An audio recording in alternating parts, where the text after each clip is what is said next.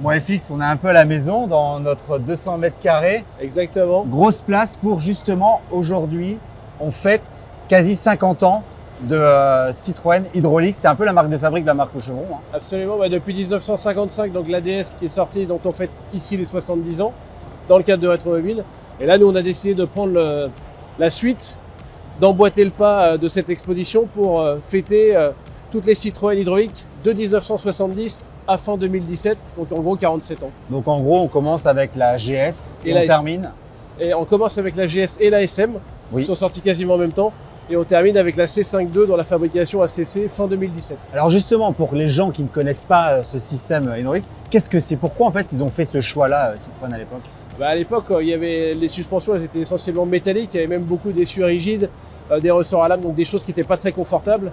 Et là, ils ont inventé un système avec des sphères hydrauliques qui compensaient en permanence, au fur et à mesure des chocs de la route, tout ce qu'il y avait sur la chaussée, de manière à garantir un confort optimal pour tous les passagers.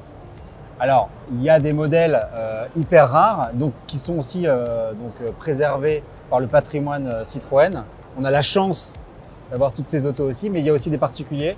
C'est toujours ça en fait. Là, on a fait le choix de faire appel à l'aventure Citroën pour qu'elle nous prête les autos.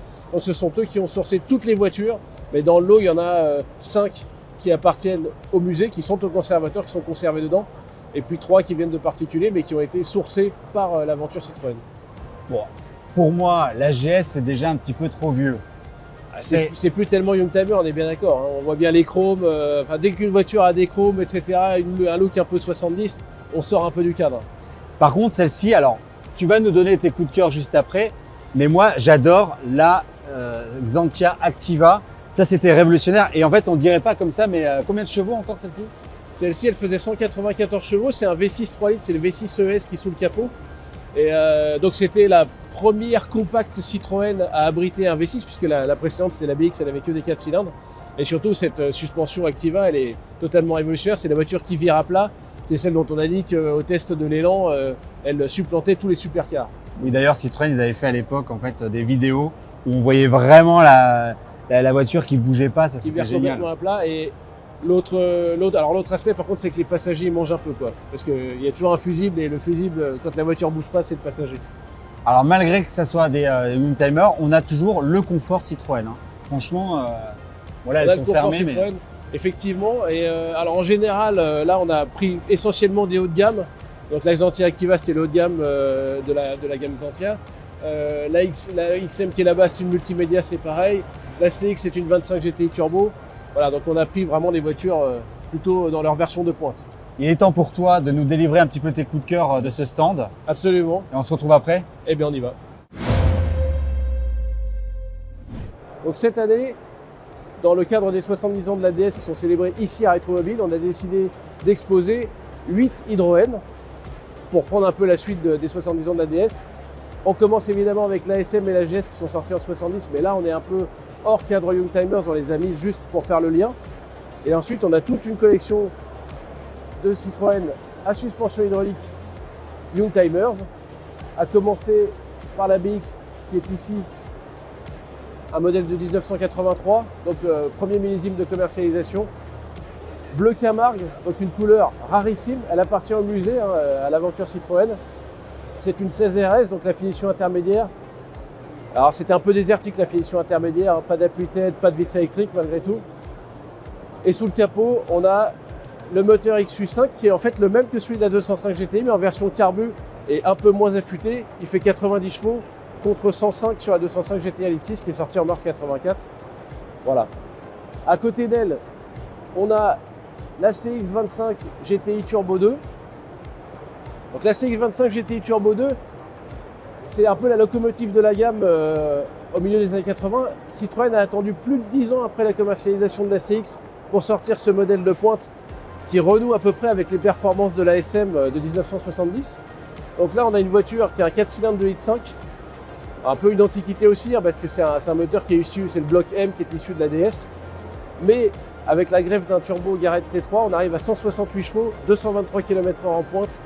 Et voilà, et des performances des trains roulants qui sont exceptionnelles et qui permettent de rouler par tous les temps, y compris par grand vent traversier, sans rien sentir. Elle reprend aussi d'ailleurs la DIRAVI, la direction à rappel asservi, qu'on avait connu sur la SM également.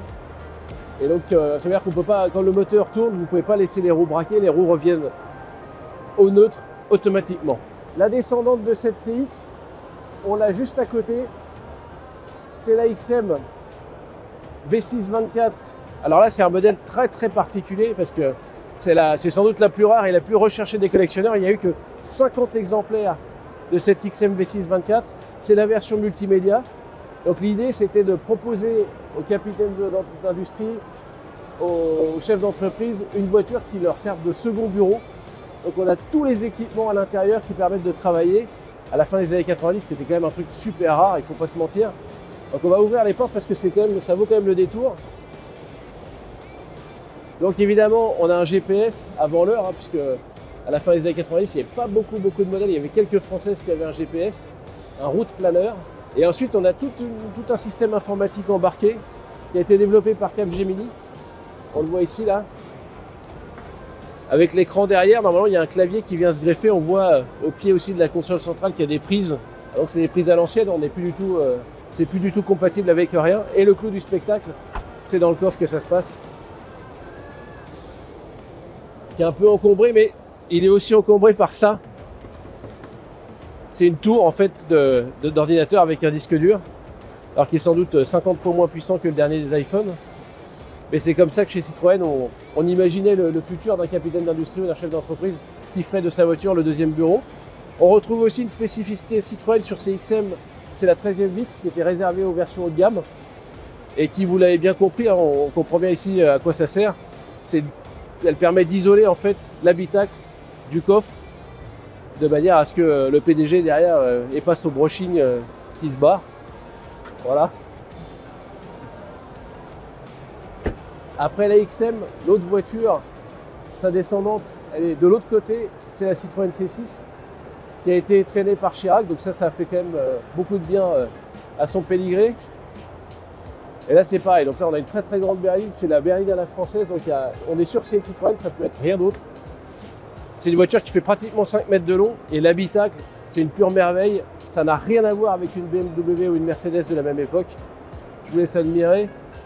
C'est quand même un chef-d'œuvre baroque. Et alors le confort, mes amis, c'est un truc de malade. C'est un vrai petit salon. Alors c'est une voiture qui se déguste aussi bien aux places avant qu'aux places arrière. On a des assises hyper longues. Voilà, après...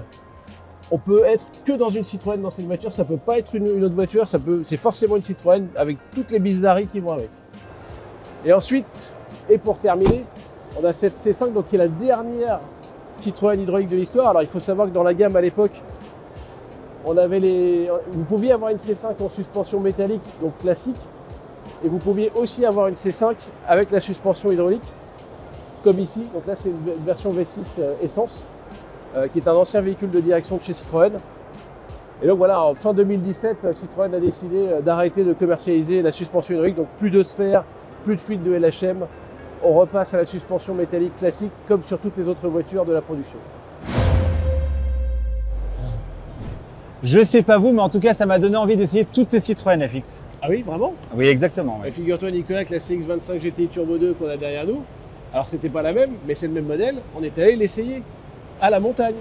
Et qui appartient d'ailleurs à un très très grand collectionneur de tricolores, de Youngtimer, que j'irai voir d'ailleurs dans un prochain Youngman. En tout cas, on se retrouve très vite pour un prochain Youngman, un Young Event, un Young Tips, un Young Guide. Enfin, vous saurez tout. N'hésitez pas à liker Youngtimers, la chaîne sur YouTube, et puis à activer la petite cloche pour avoir les notifications. Et abonnez-vous.